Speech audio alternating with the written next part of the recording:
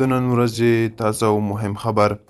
د طالبانو امر بالمعروف وزارت کابل ښار کې مو 15 فاحشه‌خانې کشف کړي دي.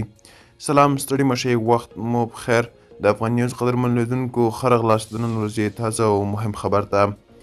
دوستانو په هله سره ویډیو کې وګورئ او که چیرې مو زموږ یوټیوب چینل نوي سابسکرایب کړی نو همدا اوس یې سابسکرایب کړئ تر څو زموږ نوي او تازه معلومات در ته اشتر ورسیږي.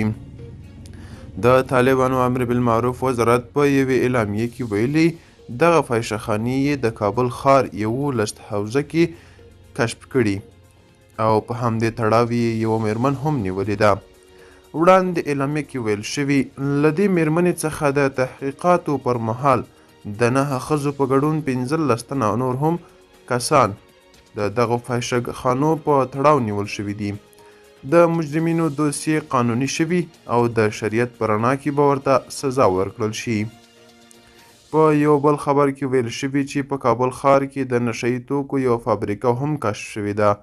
شیشه، ټابلیټکا شراب او د ټابلیټکا جوړولو یوه دستګاه هم کشف او په تړاو یې 6 کسان نیول شوي دي.